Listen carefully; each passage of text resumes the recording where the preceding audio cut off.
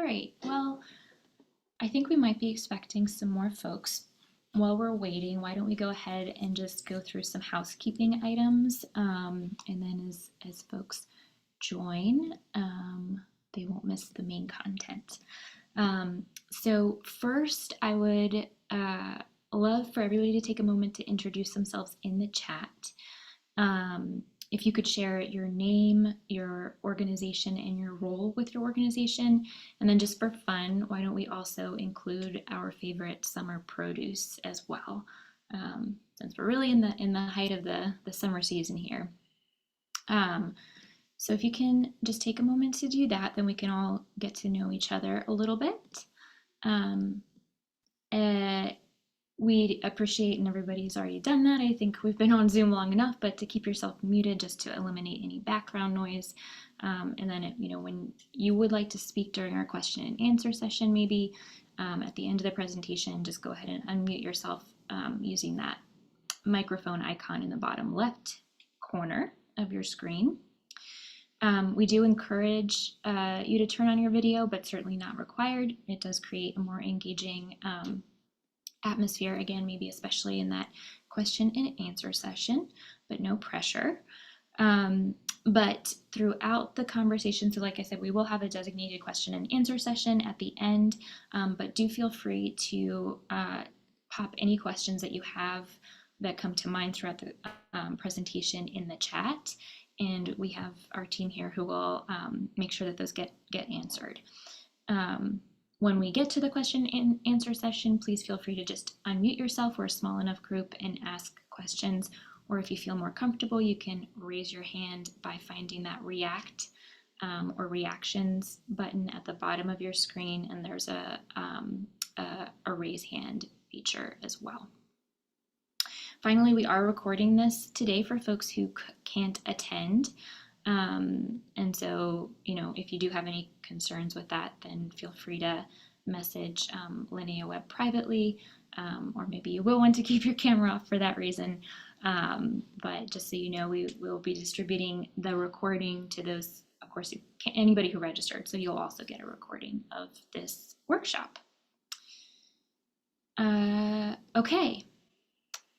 I think that covers anything. Linnea, anything to add housekeeping-wise?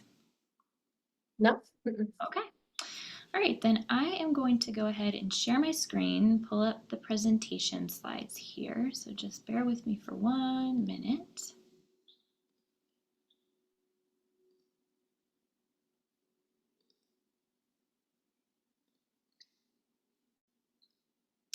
All right, so you are in Produce Prescriptions 101, and our goal for the workshop today is for you to learn about what produce prescription programs are and their impacts in healthcare settings, to become more familiar with program models and the capacity that it takes to implement a program. And then finally, we hope that this will be an opportunity for you to connect with and discover resources that are available in your community to help operate a produce prescription program or fund a produce prescription program. And definitely look through the chat throughout the day to see, if there are any networking opportunities with other attendees as well. I'm going to ask Linnea to begin our presentation with talking a little bit about why we're offering this workshop, and then we will also introduce ourselves. Hi, welcome everyone. My name is Linnea Webb. I am the REACH project manager here at the Swetland Center for Environmental Health at Case Western Reserve University. And so I'm helping coordinate the REACH, our piece of the REACH project, which is a grant from the Centers for Disease Control and Prevention that was awarded to the Cuyahoga County Board of Health in December of 2023. So this is our first year of this grant. So the Swetland Center is one of the sub-awardees of that grant. And our focus is on the nutrition strategy, specifically focused on expanding fruit and vegetable produce incentives, such as produce perks, and then also expanding produce prescriptions throughout Cuyahoga County. And so Our target populations as well for this grant is very specific for Black and Hispanic and Latino patients living in the Cuyahoga County area. And so the purpose of this workshop, this is one of several activities in our project, but basically is to connect folks who are interested in either expanding a current produce prescription program or maybe looking at different models for their program, or even folks who don't currently have a produce prescription program at their site, but are interested in creating one. And so one of the gaps or barriers that we found is that is the lack of access to funding or knowledge of kind of where to start. So that is why we're starting this annual workshop to provide that information and connect folks to resources and information on how to get started with their program. So. Great, thank you. I'll introduce myself, and then I have a colleague on the call, and I'll ask him to introduce himself as well. I'm Anna Bird. I am the Director of Programs at Produce Perks Midwest. We are a 501c3 that's located in Cincinnati, but we administer nutrition incentive programming across the state. So our flagship program that you may have heard of is the Produce Perks program, which is a program that matches SNAP dollars at participating locations. And those matching dollars can be used to purchase fruits and vegetables. It's a long-standing program in Ohio, operational in 45 counties, and generates over $1 million a year in fruit and vegetable purchases by SNAP consumers. We also operate a number of prescription programs throughout the state as well, and receive funding from the Ohio Department of Health as well as through the USDA for those programs, and some private foundations. So we have a team that's working from different parts of Ohio, and I'm going to ask my colleague who lives in Youngstown to introduce himself now as well. Hi, everyone. Good afternoon. My name is Tom Hetrick. As Anna said, I work at Produce Perks Midwest as a program manager, working specifically with the produce prescription programs that we operate around Ohio. Great. And Chris, would you like to introduce yourself? Sure. My name is Chris Mundorf. I'm with Better Health Partnership. I'm a partner on this grant, very pleased to be a part of it. And basically, I'm helping to kind of facilitate a connection with our healthcare partners and sort of accessing these services and kind of troubleshooting how best to kind of crosswalk it to available products. So glad to be here.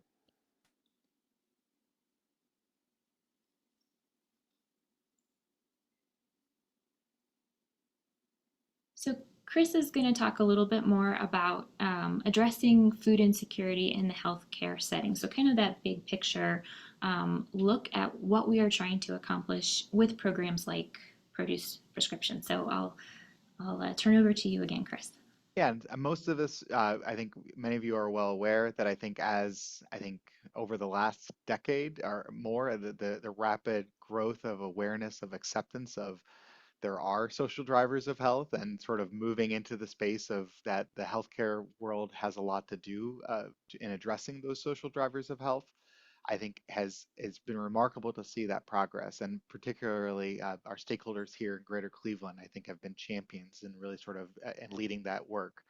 There's obviously a lot of reasons to be involved in the space, that there's requirements to be involved in the space, particularly around screening, and many of you do that quite well. But there's also kind of movements in getting it involved in addressing those S2H needs. I think they each kind of fall into different buckets. I think there's a really great desire to give back to the community, whether specifically through community benefit programs or just more broadly, that's the right thing to do. I think many of your practices see it as an opportunity to engage and connect with patients and create that kind of long-lasting relationship for them to kind of build trust and come back to you. And I think more recently, there's a realization that as healthcare systems address social drivers of health, there is a direct connection in improving health outcomes, which really brings in our partners in insurance and sort of other payer aspects, that if ultimately we want to improve health outcomes, a great way to do that is to address upstream drivers of health. And one of the biggest upstream drivers of health is food insecurity. So there's many different programs that exist that sort of address these issues in different manners. This particular one has a lot of benefits, and Anna's going to do a great job of sort of getting into the details of that. But I think hopefully this provides some context of where healthcare systems fit in the space of what's being offered here. So thank you. Thank you. I think that's a kind of a great thought to keep in mind as we dive into more of the nitty-gritty details about what it takes to offer a program like this. So to start us out, what are produce prescriptions? In short, they are a way of providing monetary support to individuals to purchase fruits and vegetables.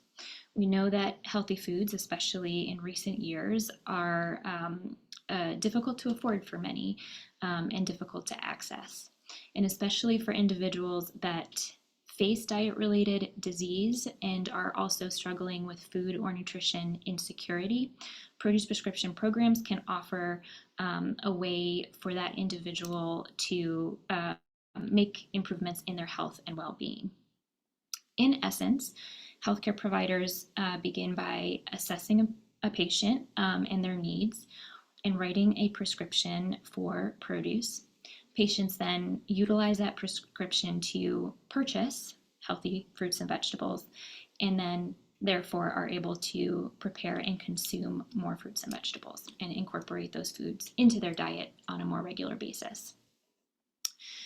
I do want to note that the Centers for Disease Control and Prevention, the CDC, does include in their definition of produce prescriptions that a produce prescription should be written by an individual, a healthcare provider that has the authority to write prescriptions. In practice, though, there isn't any federal or state regulation around this at this time, and many programs across the country partner with a variety of healthcare workers to offer prescription programs. But just something to keep in mind about the national conversation, and I think the direction that produce prescriptions are moving in. Why produce prescriptions? So Chris talked a little bit about that big picture, but there's also a lot of research that shows very positive and real health outcomes among produce prescription patients. Some of these outcomes are around health improvements, so lowering A1C level, improvements for hypertension, reducing medication needs even, and there's a whole body of research that is showing what probably most of us know, that fruits and vegetables have a very real impact on our health.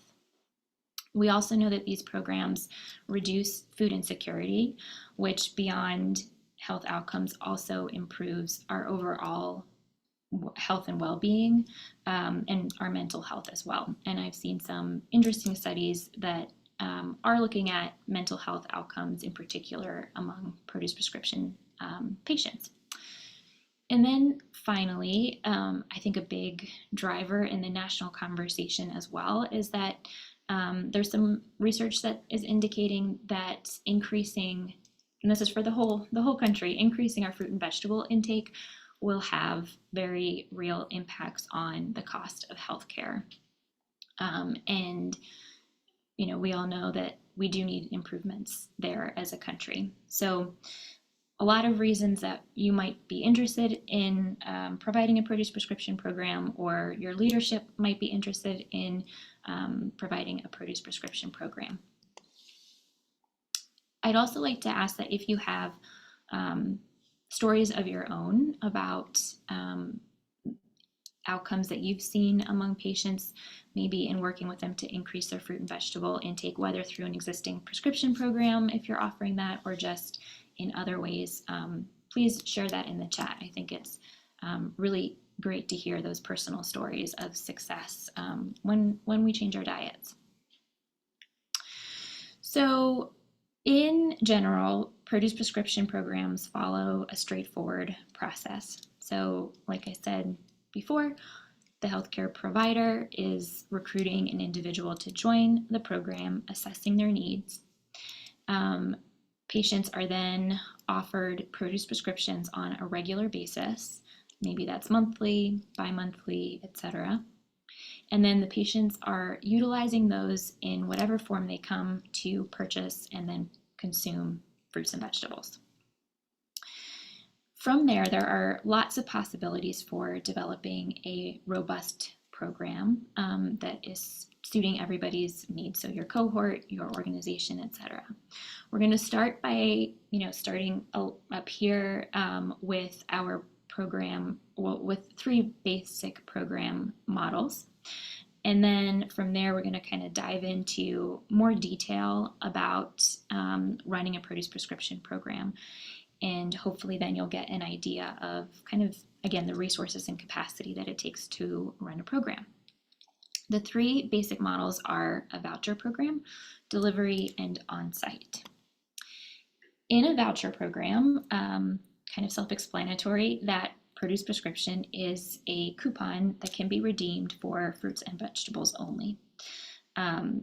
This model, I think a really great part of it is that it provides the dignity of choice for patients, that they get this monetary resource and then can go and select the produce that is best for their household.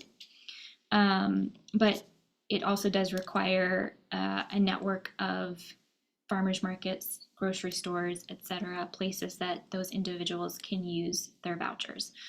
I will say that Ohio has a well-developed network, local food system network, with farmers markets in Ohio and grocery stores that serve as redemption locations for nutrition incentives across the board. And we'll talk a little bit more about how you can access that as a resource in a program later on. Depending on tracking needs, vouchers are also great because you can add an ID or some kind of code on each voucher so that you can analyze which patients are utilizing their resources and kind of gather those redemption rates. So how many of the vouchers are actually being used. In a delivery program, you would work with a partner to prepare a produce box and either deliver that or work with another partner to get that to the patient's home. These are really great programs for patients that have transportation or other barriers that might prevent them from doing their shopping in person. It is also a great model for maybe a rural community that doesn't have a lot of access points, or if you're just in an area where you don't have those existing relationships. A drawback is that most partners don't have the ability or the software for patients to select the produce that they want. Many programs actually work with farmers, so the patient is receiving food that is in season at the time. So it's a really great kind of thing to note that maybe there's some education around seasonal produce, using produce that maybe you're not familiar with, etc., into a delivery model. For an on-site model, this, I want to be transparent, is a model that I have not personally worked in, so I don't have kind of a lot of guidance for setting this up, but certainly want to make everybody aware that this could be an option for your organization. But maybe you've heard the term food pharmacy. And so in this model, a healthcare system is funding, building, and staffing their own food access point on site or on campus. A benefit of this model is that that resource is available right there for patients. So it can be really helpful in addressing acute food needs, kind of closing that loop, right? We know that maybe we provide a resource to an individual or a referral, and there is that extra step of that patient needing to, go to another site in order to participate. So that's a benefit here. Also, I've seen options where the organization is working with their dietitian to kind of put together appropriate foods for specific diet-related diseases. So maybe your prescription kind of has a menu of options that you can select from that is supporting your individual health needs. a drawback is that this is an expensive model. And so, many organizations maybe don't have the resources or interest in managing an on-site access point for produce prescriptions. Okay, so one thing that we've learned at Produce Perks Midwest is that solid upfront planning is really essential for a positive patient experience and a sustainable produce prescription program. Because there is an intention for health outcomes inherently in a produce prescription program, it's important to think through that full patient experience, how to remove barriers for the patient, processes for working with your patients, so your patients are receiving kind of a similar level of care, regardless of who is providing them with that produce prescription, and kind of managing them through or providing support for that patient throughout the program. And so these next set of slides are we'll talk a little bit about the foundation of designing a program, and then kind of further get into more details that again outline the capacity and resources that it might take to operate the program that you envision. So starting with selecting a cohort, I think great questions to ask yourself in this are there other programs or initiatives at the organization that produce prescriptions could be layered with to create larger impact? So maybe you have a program for diabetes patients already, and that would provide a cohort that is defined, and kind of you have resources prepared to manage that program within. Another example is that we at Produce Perks Midwest operate a infant vitality produce prescription program where we are working with pregnant women in hopes of supporting their health and nutrition throughout pregnancy, resulting in better birth outcomes. And in that program, those women are already scheduled to meet with their healthcare providers quite regularly throughout their pregnancy, and this is another opportunity to provide resources that hopefully pregnant women are accessing throughout those 9 months. Setting realistic outcome goals is also important, again, to make sure that everybody's on the same page, both within your organization and also between you and your patient. There's a lot of existing research that you could reference to get a sense about what health outcomes you could expect. There's also guidance about the length of time that it might take for individuals to receive full benefits, or the minimum amount of time to actually be able to measure health outcomes. So we encourage you and can also point you towards some of that research if you're interested. And then it's, I think, also a good idea to really think about your own goals in the program, and are they health outcomes, or are they also other secondary outcomes? So do you want to increase regular visits with a certain cohort of patients, and maybe this provides that extra incentive for the patient to meet those visits? Do you want to increase patient satisfaction? So thinking about your outcome goals at the beginning realistically can really help to kind of shape the rest of your program. For evaluation, I think it's really good, of course, to reference back to your outcome goals, but you may also need to have conversations with your funder or leadership around, again, what do you want to be able to tell others about how the program is operating, and what do you want to be able to tell your patient about their participation in the program. You also may need special resources like tools to develop surveys that you issue to your patients to collect information. And then you also might need to identify somebody on your staff or look into hiring out the actual evaluation itself once you have your data. I will also note that there are some funding sources and some organizations, which, healthcare systems that consider produce prescription programs as research-based. And if that is the case, it's important to identify that and know what you need to do in order to ethically include individuals in a research study. That might include institutional review board review within your organization. And then, of course, making sure that your staff is trained on research ethics.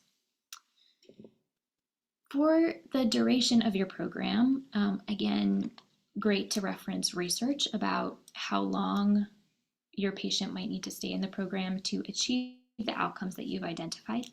This could also be contingent upon funding. Maybe you have funding for a 6-month program for a certain number of patients. And another option is to if you're aligning it with another program. So if somebody's in a diabetes prevention program for 3 months, maybe that's kind of a contained time period in which you are working with that patient for your produce prescription program as well. Finally, kind of once you have that in mind, you'll want to select a program model. So maybe one of those program models that we touched on. And this probably will be influenced by your budget, the partners that you have, and also the cohort that you are planning to serve. So maybe these are individuals that are homebound, in which case a delivery program would be the most successful. And then finally, partnerships. I think the beautiful thing about produce prescription programs are that they often include many community organizations and resources to really help amplify that experience, positive experience for patients. So having those meetings with stakeholders ahead of time, figuring out what resources are available in your community, and creating a program that really enhances that patient experience. In the next set of slides, we are going to dive into prescription program components.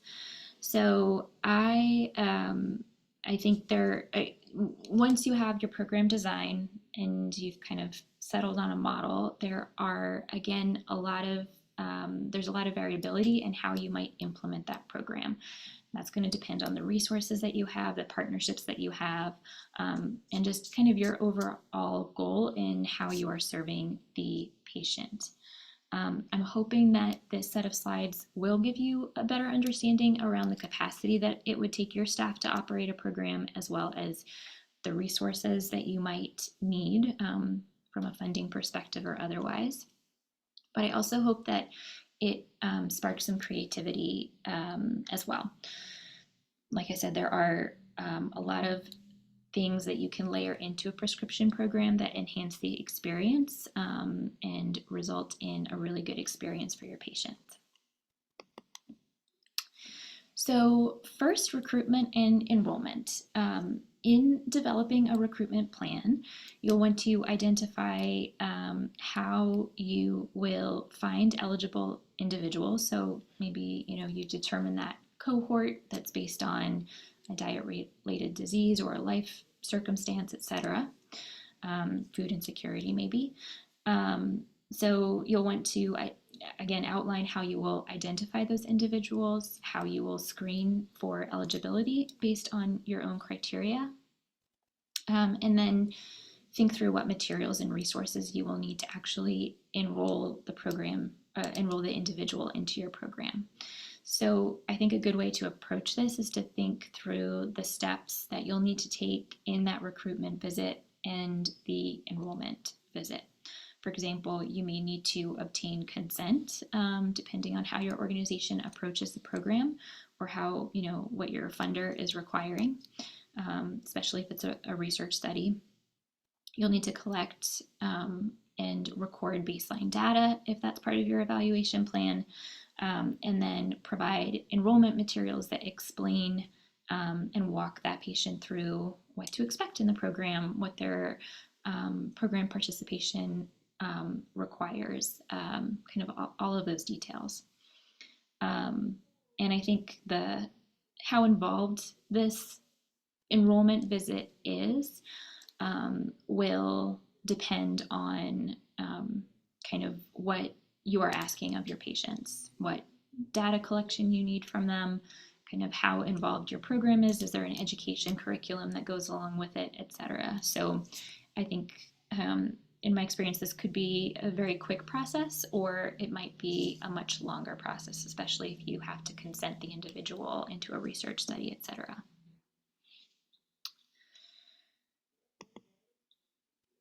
So then you'll need to think about how you are managing a patient within this intervention. How often are you meeting with the patient to either provide the prescription, also and or check in and see how the program is working for them?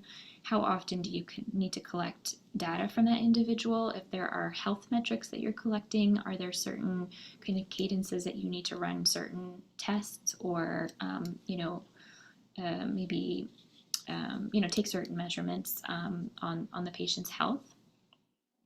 And then also, is there any education that, patient education, nutrition education that needs to happen at that check-in as well?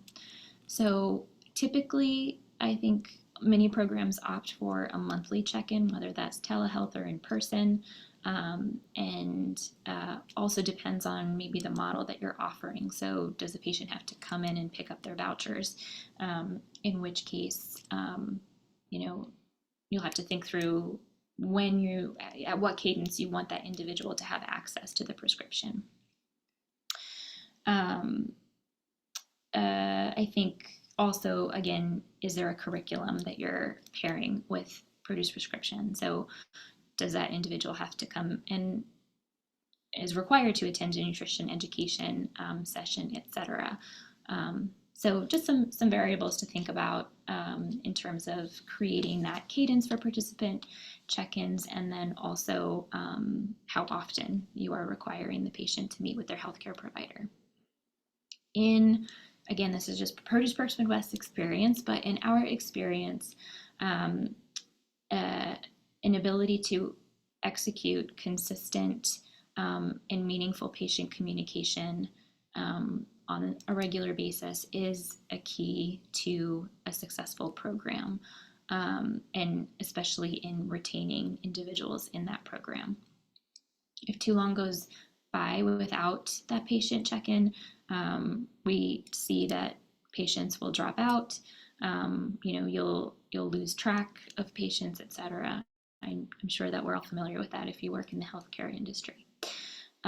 So that regular check-in provides the opportunity to keep that patient engaged in the program and celebrate successes as well. You will also need to decide some details about the prescription itself.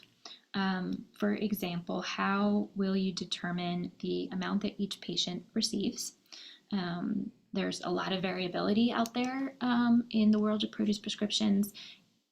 So for example, you might determine it based on a set amount that is reasonable for an individual to provide fruits and vegetables for themselves for a certain amount of time. So maybe $50 a month. You might want to take the household size into consideration, especially if you are working with a population that you think might be rationing food for themselves to feed their children, for example, or other household members. So you might base it on family size or household size. And then after you've decided all of that, you'll also want to think about how you will manage those produce prescriptions, designing them if they're vouchers, coordinating the operations of a delivery program, for example, designing the on-site in the food pharmacy experience of selecting items, etc. And then be able to track usage of the produce prescription, right? Because the impact is going to occur when individuals are actually using that prescription, including using the food. There are opportunities and organizations in Ohio that you could hire this part out that have the relationships with redemption locations and delivery partners, etc. But this can also be done in-house in your organization if you have those resources. So just thinking through the what tracking that you need in order to get the information about the program and patient participation. And then on the flip side, what is that monetary amount or quantity of food that you're offering the patient? Then there's nutrition and wraparound services. So you may want to create a program that offers some kind of value add pieces to the participant or support to help utilize the produce that hopefully they now have more access to, or incorporate activities and partnerships that help patients access those programs, like maybe transportation, translation services for individuals or other immigrant services. Nutrition education and cooking classes are popular, and many programs choose to incorporate efficacy questions into surveys or measure change on the actual amount that individuals are saying that they're consuming, like cups of fruits and vegetables per day, for example. But cooking and nutrition education can help individuals utilize the produce prescriptions that you are providing to them. So there's, I think, like a whole world of options out there and partners that are doing great work in the community that you might be able to bring into your program and provide a more holistic service to your patients. Physical activity is another common program that is combined with produce prescriptions for increased positive health outcomes. So thinking through the end of your program is also really helpful, again, for that patient experience.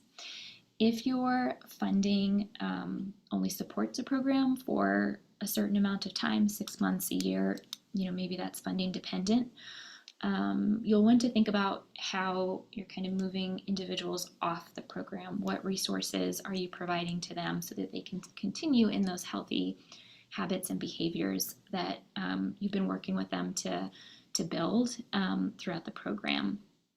I think it's also important to think about celebrating those positive outcomes at the end of a program. I've seen programs out there that have a graduation party with their patients. If you're working with maybe a defined group, a smaller group, opportunities to learn from peers, but also again kind of mark the end of that program and for the patient as well in a positive way. And then another thing to keep in mind is just creating procedures for your organization on how to remove an individual from the program if they wish. So if they want to opt out during the program period, kind of, again, just little things to think about in terms of that patient experience and also how you are tracking and monitoring your patients. And then there's data collection. So I've put up kind of a handful of metrics that you might want to consider in creating an evaluation and data collection plan. This could be through surveys, it could be through accessing your medical records, attendance records for nutrition education or other classes. Also, you'll most likely want to track prescription usage, so those redeemed vouchers, deliveries that are made to individuals, etc. But I really do encourage everybody on this call and anybody creating a produce prescription program to think carefully about the data that you're collecting and how you're collecting it from patients. Good questions to ask are, who is this information for? For example, do you need a metric that shows your leadership, the impact of the program? And if so, what do they really care about? What information do you need as the implementer of the program to monitor what is working well, where there might be room for improvement, so maybe more patient satisfaction, redemption rates, etc. It is a burden for any of us to provide our personal information, complete surveys, etc. And I think being respectful of the patient's time, their privacy, is really important to consider here. Just because you can collect something doesn't mean that you should. And so being able to really distill what you want to learn and who you need to share that information with is really helpful. It's also a burden to manage data.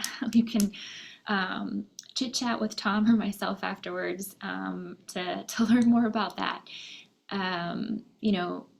If you don't have the resources to evaluate it, maybe you don't need to collect it. And so really thinking through, is patient satisfaction with the program the most important thing? Because if a patient is satisfied, they're probably utilizing the program, getting benefit out of it, having positive health outcomes. Maybe that's really all you're trying to measure. Or maybe your funder needs to see that you're reducing medication costs. And so you can kind of monitor that through the medical record. Just something to consider as you're developing an evaluation plan. And then you'll also want to think how you are collecting and storing that information, and of course be in compliance with your organization's privacy and HIPAA policies. And there are, if you need software that your organization doesn't have in order to collect, for example, surveys, from your patient, in a HIPAA compliant way, there is software out there, but then you'll also want to make sure that you're considering that as part of your budget. This is another area that it might make sense for you to hire out, either to a research institution for evaluation, or a nonprofit, somebody who specializes in data collection, storing it appropriately, and then, monitoring and evaluating. So to bring all of those pieces together, are a lot of things to think about there. I do encourage you to, maybe go through those steps of the overarching program design, so that, cohort, outcomes, evaluation, etc. And then think about the components that you have the resources to offer, or that you desire to offer your patients for the biggest outcome.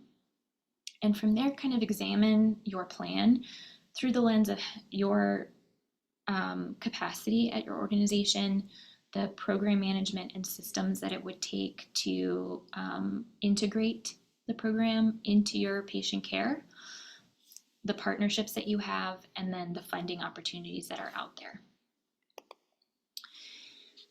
For healthcare provider capacity, in, again, our experience in working with healthcare providers across the state, there's kind of 6 questions that I think are worth asking, and that can maybe help kind of rein in your dreams of a prescription program, and keep it manageable. So 1, do you have the ability to recruit and enroll? Who's doing that in your organization? And again, if it's a research study, there's going to be some requirements as to who can recruit your patients, who can enroll them, etc.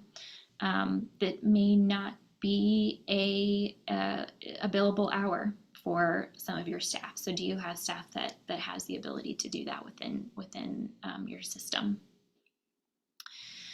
Second is, of course, that capacity just for managing your patients through the process and the program. So who on your staff has the ability to meet with patients, on whatever cadence that you decide? What is a manageable workload for this extra resource that you're offering to your patients? And again, if they're not billable hours, who in your organization can manage that? 3, look at kind of the outcomes that you've chosen and your desired evaluation, and just be honest about who can collect that. what consistency can you collect it with, who can evaluate those results for you within the organization, and again, be honest about the time that it takes to do that. Then number 4, do you have the capacity to do follow-ups with patients who miss check-ins? So this might depend on your kind of organizational goals, your personal goals in designing the program. But there will be patients who don't show up to their visits, who don't, answer the phone, etc. So kind of what capacity do you have, if any, to follow up with those patients? That might also influence your policies and procedures about the program. So, what do you do, if a program or if an individual misses a certain number of visits? Are they able to re-enter the program? It just depends on kind of if you're approaching your program as an ongoing resource, or if you have kind of a time-bound and outcome-bound program that you need to complete, again, either for leadership or a funder. Then do you have the organizational support to handle the program? So this might be staff transitions. It might be the workload of, how many patients can each individual manage. And I think we all know that kind of that management level support and buy-in into the program will have better results for making sure that that staff involved have the space in their schedule to be able to engage in this program. It is one more thing that you might be adding to your plate. And so again, just being realistic and honest about what support you have and the workload of the individuals that you might be asking to operate the program. And then finally, does prescription programming align with your organization's other initiatives? My guess is that it does, but taking a closer look at that, I think will probably help open up some resources in developing a program, but also maybe it's not the top priority for leadership. And so again, thinking through who's bought into the program, etc., that all impacts the success and sustainability. Then there's really a whole world of the management, the kind of the background work. So there's that patient engagement. There's the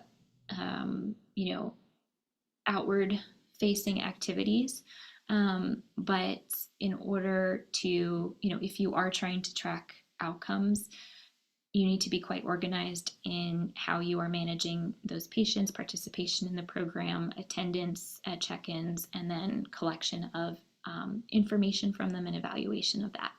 So again, in our experience, it's really helpful to have a program champion. This might be you, since you're here to help manage the team of individuals who are able to provide a prescription program to their patients, just making sure that everybody is on the same page, monitoring, the outcomes, and being able to provide that back to the team so that they feel empowered to help their patients a little bit better. Also somebody who's managing partnerships, external partnerships, whether you're hiring somebody to manage deliveries to patients, voucher programs, evaluation, etc. So really identifying that key staff person, and then making sure that you are, again, compliant in data collection and have the data collection platforms that you need to monitor the results that you're after. So that's HIPAA compliant data collection and storage platforms. It may need to live outside your medical record. Maybe it can live inside the medical record. It depends again on if you are hiring out any pieces of that and kind of, data sharing agreements that would be in place. And then, having good guides for your staff to collect that information and being able to provide technical assistance if there are issues throughout the program with that. And then finally, again, this is a lesson learned from us over the years, that having time to regularly evaluate the program with your team, to be able to collect feedback about patient experience. So, maybe you have that program champion who's not meeting with patients regularly, being able to get everybody on staff who's involved with the program in a room on occasion, to be able to collect that feedback is really valuable. I think we've all seen, I'm sure, programs that kind of get stuck in a rut, that we're just doing it because this is the way that we've always done it. And prescription programs certainly can end up there as well. So continually improving that patient experience. For example, we've worked with healthcare providers that, we chose a voucher program for, and then found that patients weren't using those vouchers. The redemption locations that were available to them in their community either weren't appealing, or there were transportation issues. So redemption rates were really low. So being able to, get everybody in a room and say, why are redemption rates low? Do we need to switch our program model? How can we address this, is really important, because issuing the prescriptions is just half of it. We need systems that support individuals to redeem them as well. Partnerships are, again, like I said earlier, really helpful in creating a robust program that serves your patients well. That might be food system infrastructure partners, so organizations that have existing relationships with community food access points and farmers, producers, etc., and have the skill sets and already the systems in place to efficiently kind of handle produce prescriptions.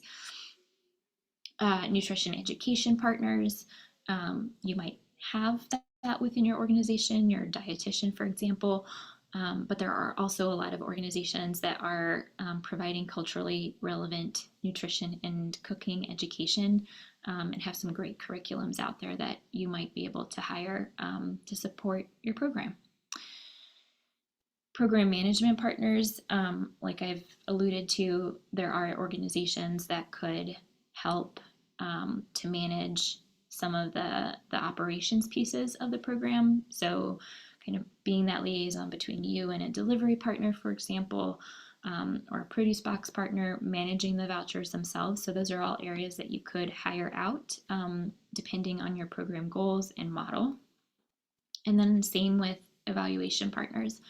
There may be universities that are interested in pursuing a research study or helping to evaluate this work. And then there are, of course, consulting firms as well, if you need or desire a higher level of evaluation for your program. And then we get to funding. So the REACH project, which is what's brought us all here, does not, the CDC has not granted the dollars themselves for the food. And this is often the case in many sort of, federally funded programs. And so there are a lot of resources available to you as a produce prescription provider, but there is a need to partner in some way to find that funding. Some healthcare systems may have internal funding through maybe community funding or other sources within the organization, and so you may wish or have the ability to self-fund a program on some level. There are federal grants available. There are, of course, local foundations that might be interested in the program.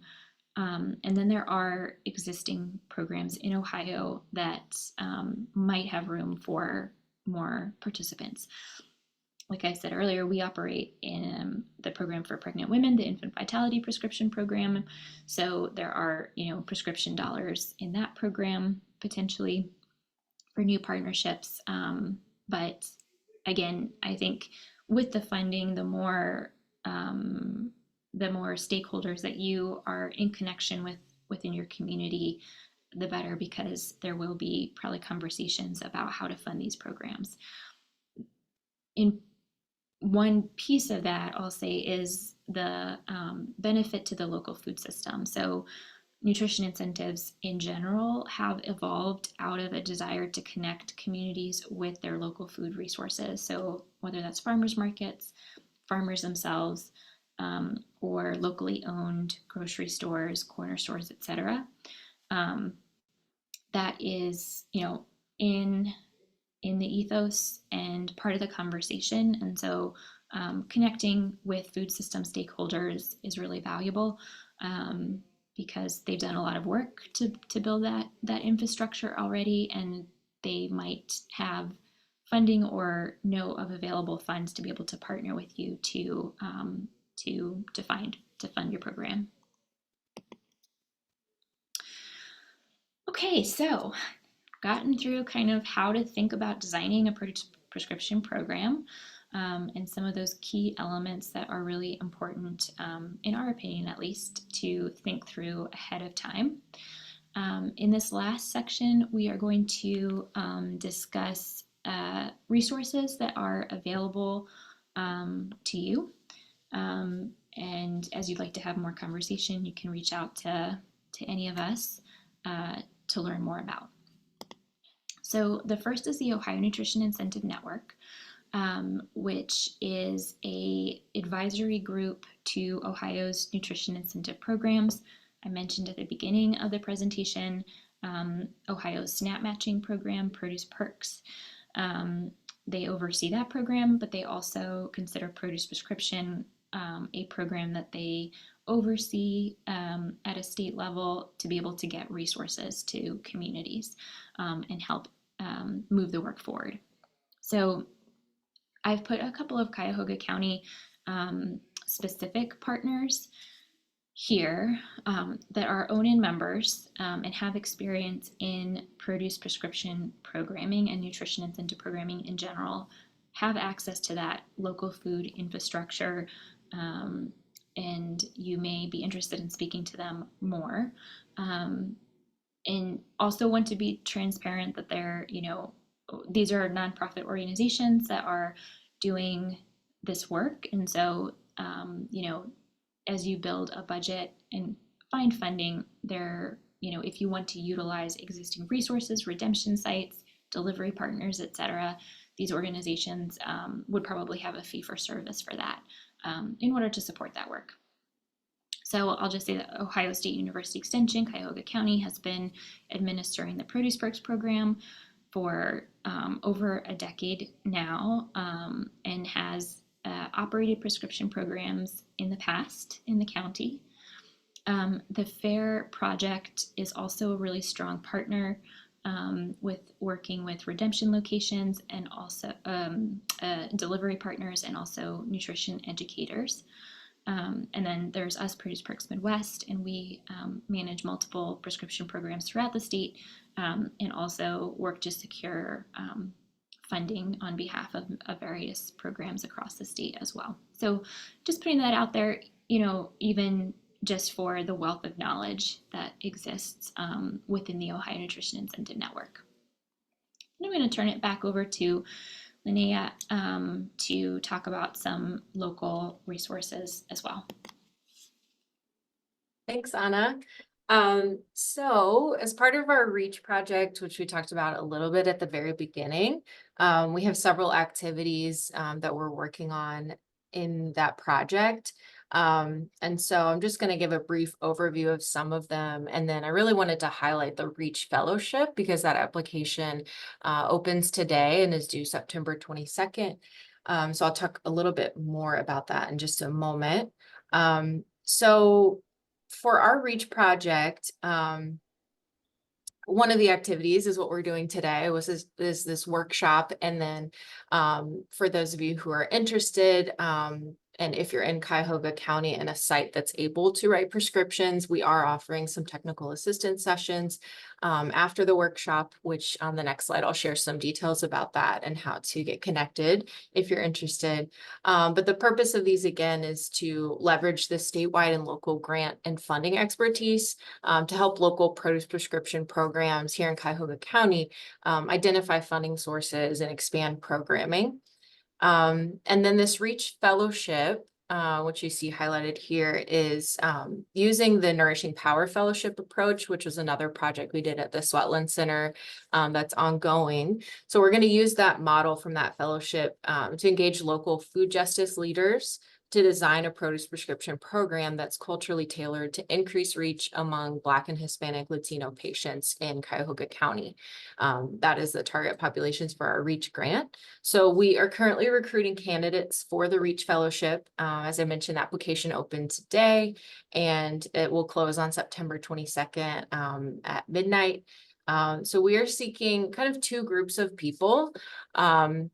We're seeking to bring together folks who are working in that clinical setting, any kind of healthcare professional who's interested in produce prescriptions or food as medicine, and then also bringing them together and pairing them with a teammate who might be identified as Black or Hispanic or Latino and be a farmer or a food product maker or nutrition educator. So bringing those folks together on teams of 2, we'll have 4 teams, so 8 people altogether in the cohort. And basically each team will work together to design, again, that produce prescription program, designing that framework to increase engagement among Black and Hispanic Latino patients. And then at their graduation on June 24th next year, they'll be pitching their framework for a produce prescription program. And so we have more details to come, but if you're interested in learning more, I will add some links to the chat. You can also scan that QR code if you have your cell phone with you. And the link is down here at the bottom as well for the application. We're also having an information session on Thursday, September 5th. From 6 to 7 p.m. It'll be on Zoom, and we will record that as well and post it on the Swetland Center's YouTube channel. So if you're not able to attend, you can always watch that later to learn more about the fellowship. And then after the application closes, we'll have a meet and greet for all the applicants to just have a little bit of time to meet the other folks who applied and let us know, if there's somebody they really connected with and they're interested in working with that person in the fellowship.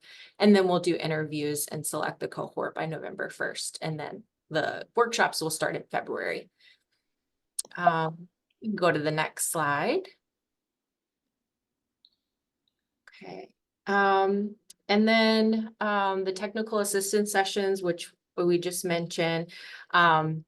This is a free one-on-one virtual meeting to kind of brainstorm how to start or improve a produce prescription program at your site and identify some funding sources.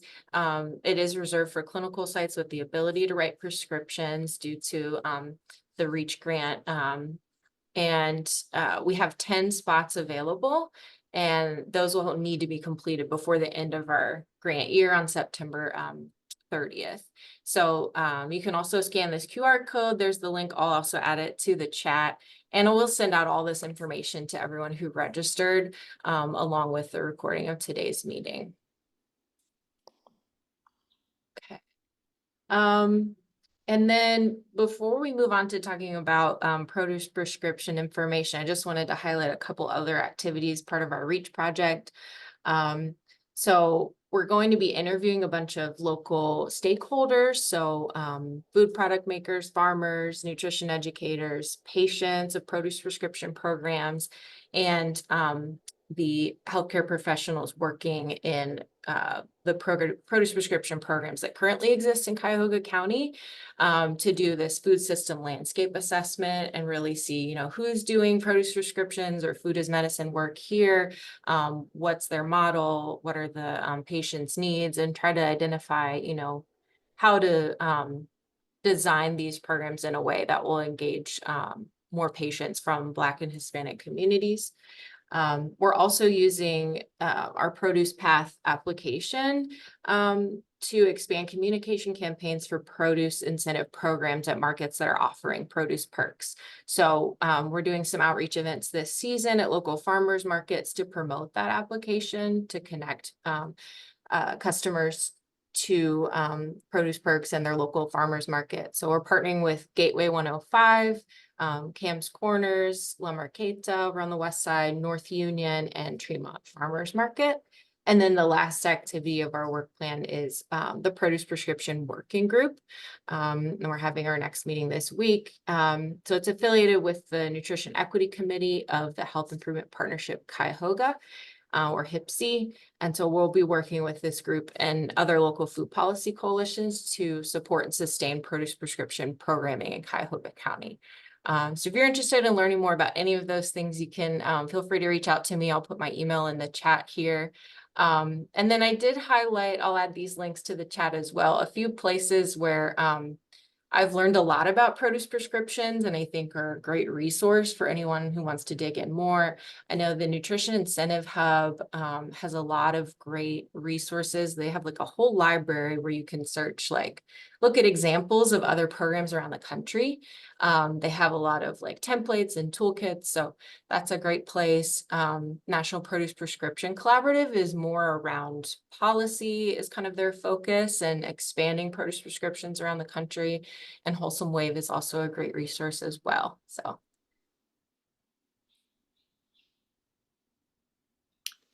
All right, before we move on to our Q&A session, which we'll use the rest of our time for, we wanted to make sure we left lots of time for questions. I just want to see, Chris or Tom, if there's anything that you would like to add, anything you felt I missed, anything to say before we move forward? No? Okay. I don't think you missed anything, Anna. Okay. All right. So we invite you to ask questions now. Linnea, will you kind of go through the chat maybe and see if there are questions? And then if, like I had mentioned, if you want to raise your hand, you're welcome to do so as well, and we'll or just unmute yourself and ask a question. Yeah, and I don't see any questions on the chat yet.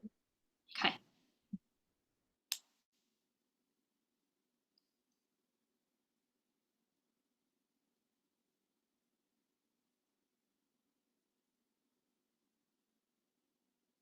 I'm curious if there's anybody on the call that is currently involved in a prescription program and has any interesting any feedback, does interesting or not, any feedback that that you have to share with the group.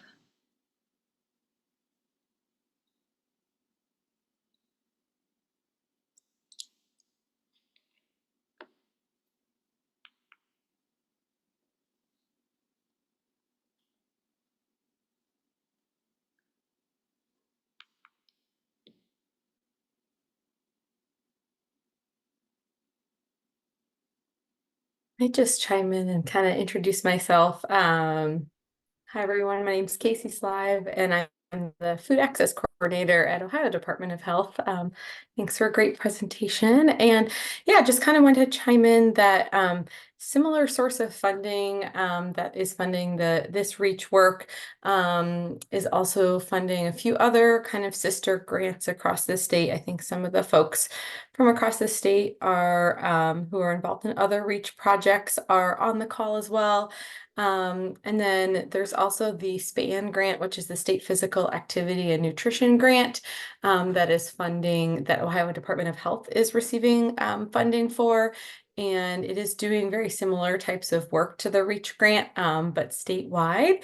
So yeah, I've appreciated getting to, again, hear this great presentation and connect with many folks I know and don't yet know in the chat. So, and to kind of piggyback on what Linnea said with their landscape assessment that they're doing in Cuyahoga County, I've been working on a landscape assessment of produce prescription programs for the whole state. So Yeah, just again, thanks for this great information today, and great to meet many of you. Thank you, Casey. Yeah, there's a lot of knowledge and experience in Ohio in regards to produce prescriptions, and it's a new field, so a lot to learn. But we definitely encourage you to reach out to this group and each other to kind of build that experience and learn from each other. Any other questions before we sign off? Anna, we do have a few questions when people registered. If we want to take a look at those. That sounds great. Yeah. Just pull those up.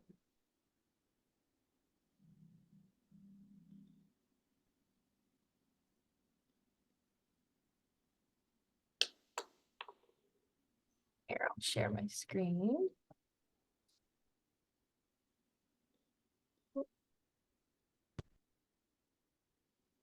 Okay, can you see that list of questions? There were quite a few on here. Yeah, I can. Okay. Okay. Well, let's start at the top. Best practices for local BIPOC farmer sourcing and integrating culturally preferred foods. Tom, I don't know.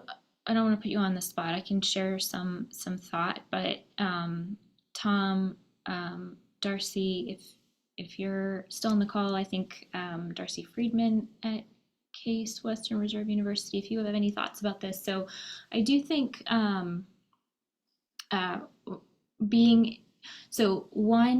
one way to address culturally relevant foods within a prescription program are to use a voucher program where individuals can select the foods that best suit their household, but also require or also can that you're working with food access points that provide those foods. So I think if you're a BIPOC farmer or work with folks that are producing culturally relevant foods, the best way to kind of integrate into a PRX program is to contact us, and we can try and connect you. I think there are a lot of opportunities for improvement here, but sometimes it's I think the program implementers not knowing where to find those resources in their community. So just kind of being able to connect the dots through conversation is a great place to start. I don't know if Tom or Darcy, if you have any kind of further thought about this.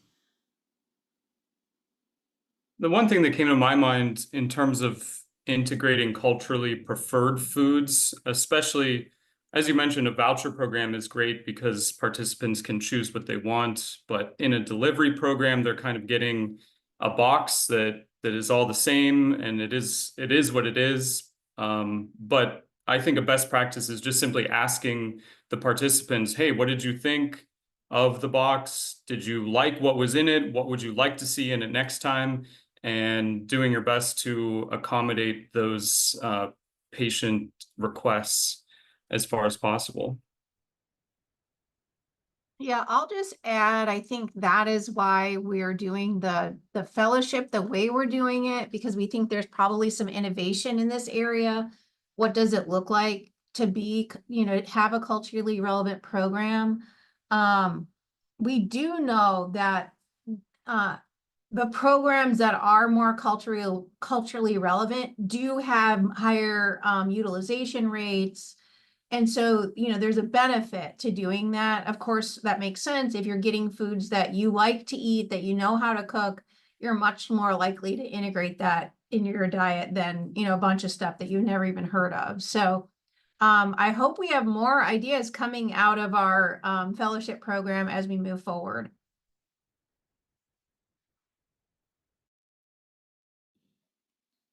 Thank you. I think that's spot on. So I think that those next three questions are, fairly specific around improving access points, maybe in particular in the Cuyahoga County, Cleveland area. And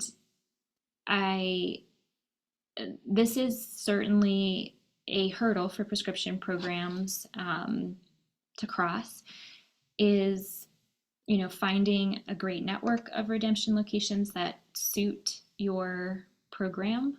And there are, you know, capacity needs on that end as well. So I think, you know, in approaching a new redemption site, you know, being equipped with the, you know, information to provide them on what they need to do to participate in the program, but also trying to create a really seamless experience for the grocer or the farmer's market, or the farmer, etc. And here I think it's really important to make sure that we are all connecting as, you know, healthcare providers, food system partners, so that we have a good understanding of the infrastructure that exists already, how to kind of efficiently plug into it, because we don't want to create a burden on those, you know, local food access points either. So again, more conversations in expanding access points for our consumers.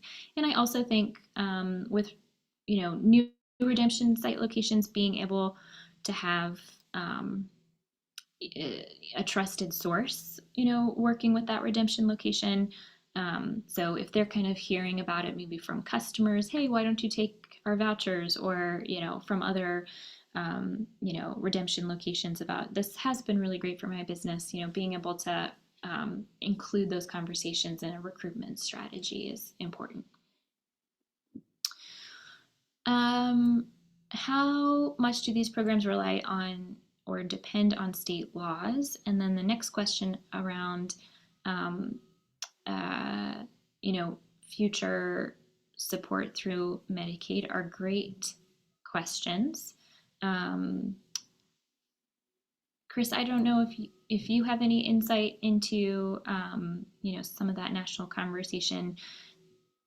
In terms of state laws, I'll just say that they're, you know, beyond kind of HIPAA regulation. There's not sort of a set way that this has to be offered. You know, produce prescriptions are not regulated in the same way that, you know, medication is, and that there is generally a, you know, there is conversation at the national level around incorporating food programs into as Medicaid funded. But Chris, I don't know if you have any additional insight to offer there. Yeah, I think the two kind of moving targets is you know, federal or state programs to support sort of funding through a public sort of domain, and then changes in the reimbursement component, either at a Medicare level or at a Medicaid level, specifically in terms of what's reimbursable, as you know, through the waiver program. And I know that's the most contentious area of kind of what's being moved within the state of Ohio. So I think the general belief is that it's going to become more and more sort of acceptable as medical providers to get in more into that space. And I think the real challenge is understanding what program works best with which populations. And so I think Anna's points around evaluation are useful, because I think it really gets into evaluating differential impact across populations. Again, there's no perfect program for all people. Understanding which people is your program, or is your program most impacting, that then can kind of drive that conversation. That I see it in two buckets: the kind of pots of money at a governmental level, and then reimbursement from an insurance level, both really kind of moving it. Thank you. And kind of looking through the other questions, I think hopefully we answered some of these today with the presentation. But just want to highlight that if you are interested in joining an existing program, the place to start is to reach out to us, and we can kind of discuss what opportunities there are for programs that we are aware of that have existing funding. And then to the point of kind of how to create more access to the program and create awareness.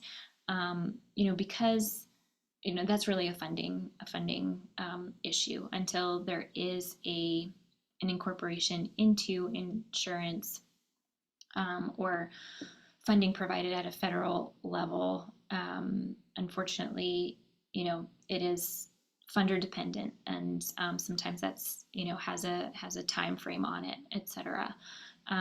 But I do think that the more, like Chris said, the more work that we can do to kind of set up systems that make it manageable for healthcare providers, to figure out what works, basically, what works in your routines, what works in your existing healthcare plan, the better, because that day will come when it will be more widely available to individuals. But also just, to continue to partner around fundraising for these programs as well. And I wanted to add in, within our REACH project, I think it's pretty cool that we have this policy focus within it. And so, I think often the federal dollars don't encourage a policy, advocacy arm. Whereas in this project, we have this new produce prescription working group. And part of our process of going through the landscape assessment, learning from partners, is we can be even more strategic about what kind of policies might support this programming, whether it's from an infrastructure operational side or a funding side or a linkage side. So, because this is a 5-year-long grant, we are hopeful that, we can build synergies for policy change as well to help sustain the work.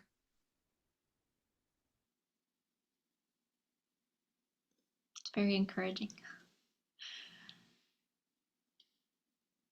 All right, well, if there aren't any other questions, I think that we can probably end the workshop. And I know we'll be in touch with resources and slides and the video recording. We definitely encourage you to reach out. And if you're interested in those technical assistance sessions, to register or submit an interest form for securing one of those spots.